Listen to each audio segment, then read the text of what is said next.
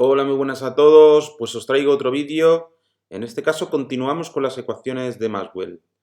Vamos a encontrar a partir de ellas una ley que es la ley de la conservación de la carga eléctrica.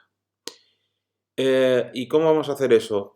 Pues vamos a utilizar la ley de Ampère, que es esta de aquí. Recordaros que era el rotacional del campo magnético y que estaba asociado a esta igualdad, quitando esto de aquí, que era la densidad de corriente, bueno, con la corrección de la velocidad de la luz y la derivada respecto al tiempo del campo eléctrico.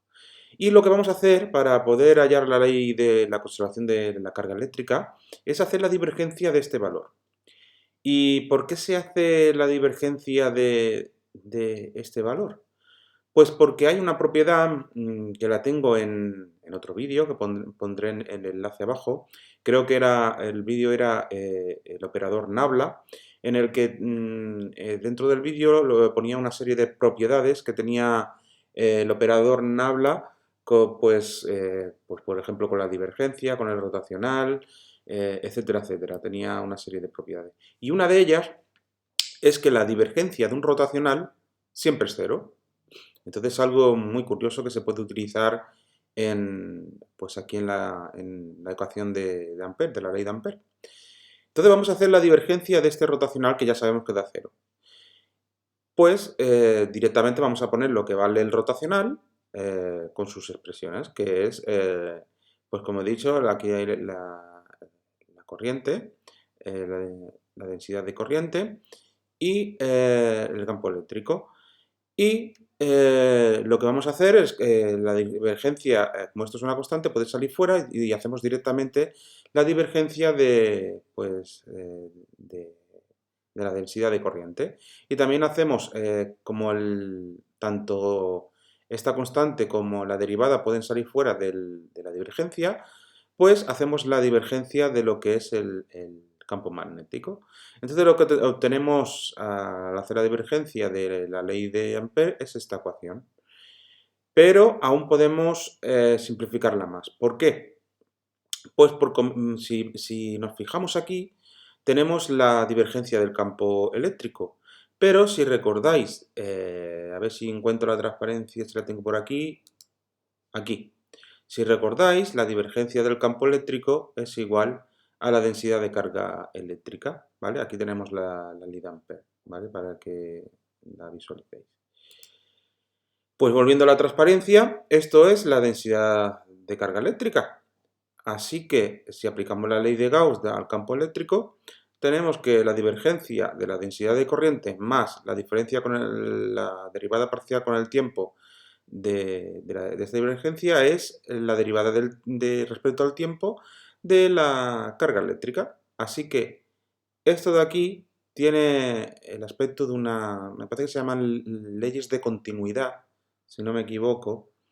Y estas leyes de continuidad siempre tienen asociadas, siempre, una conservación.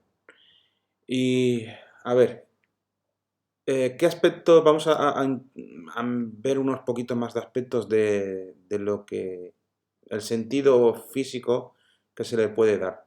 Si recordáis del vídeo anterior, para extraer más o menos algún concepto físico de lo que significan las ecuaciones, hacemos las integrales, aunque a la hora de resolverlas son más difíciles, a la hora de tener un concepto físico resultan bastante certeras, ¿vale?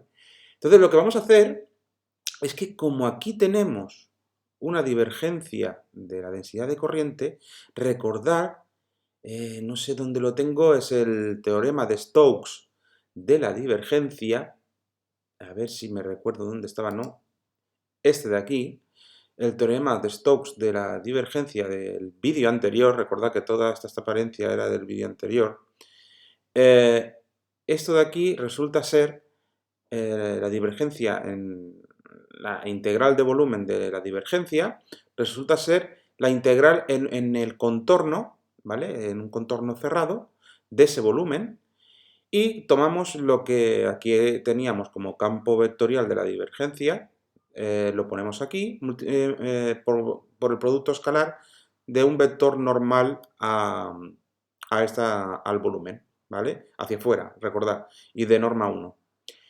Pues, volviendo, a ver si recuerdo dónde está, aquí. No, aquí no es aquí. Aquí lo que tenemos es vamos a hacer la integral de volumen de la divergencia y si volvemos aquí, vemos que es la integral del contorno cerrado del volumen S y hay que multiplicar esa densidad de corriente por el vector unitario. Y eso está igualado a la integral de volumen. Recordad que estamos haciéndolo sobre toda la ecuación. Entonces la integral de volumen de este término se puede sacar fuera la derivada respecto al tiempo, la derivada parcial respecto al tiempo. Y aquí, ¿qué nos queda? Recordaros que esto es la carga eléctrica contenida en el volumen que estamos midiendo. Entonces hay que hacer la derivada respecto al tiempo de la carga contenida en el volumen. Y bueno, vamos a extraer más significado físico. Aquí ya la he puesto simplificada lo que significa. Vamos a hacer unos pequeños gráficos de a ver qué sentido tiene. Imaginaros que tenemos un volumen, es decir, una esfera, y tenemos una carga dentro, una carga Q. Y aquí tenemos pues una pequeña densidad de corriente, una pequeña. El distanciamiento de estas líneas es supuesto que son la intensidad de esa densidad de corriente, ¿no? Entonces hay poca densidad de corriente.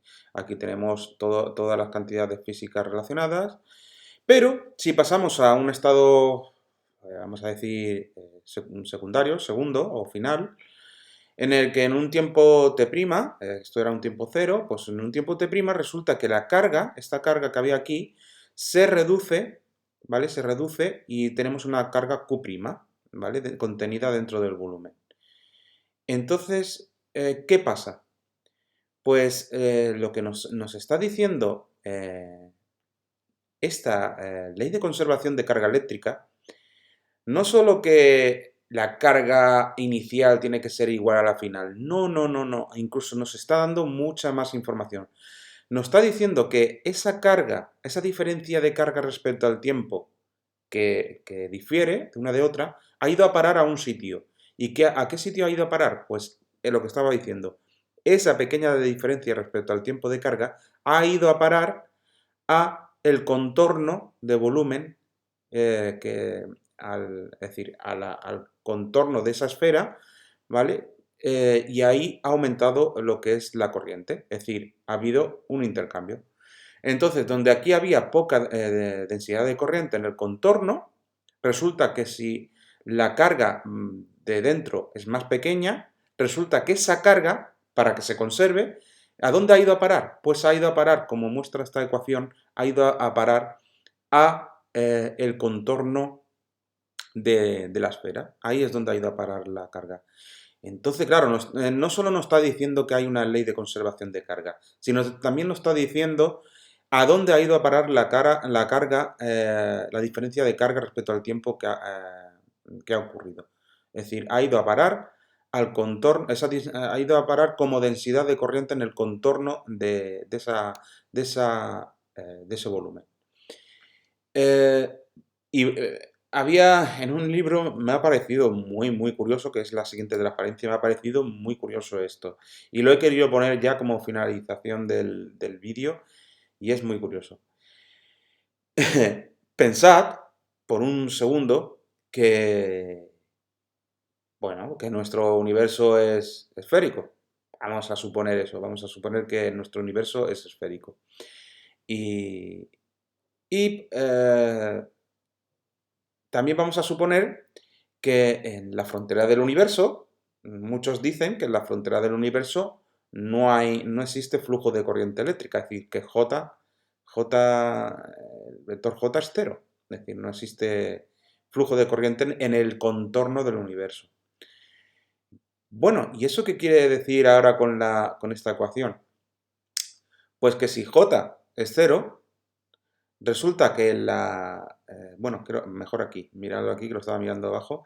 Si el flujo de corriente en el contorno del universo es cero, resulta que la derivada parcial respecto al tiempo de la carga total del universo, es decir, de la carga total del universo, resulta que es cero. ¿Y esto qué implica? Que la derivada respecto al tiempo de la carga del universo sea cero. Pues que la carga del universo es constante en el tiempo, ¿vale? Y se mantiene constante. Entonces, no sé, me pareció, pues nada, muy, muy, muy curioso que sí, claro, con todas las condiciones que hemos dicho, si no existe flujo de corriente eléctrica en el contorno del universo, pues, y también que el universo esté contenido en una esfera, sea una esfera, pues entonces, pues sí que se podía decir que la carga del universo se mantiene constante en el tiempo. Pues nada, espero que os haya gustado el vídeo. Como siempre te digo, suscribiros los que no estéis y un saludo a todos y hasta el próximo vídeo. Hasta luego.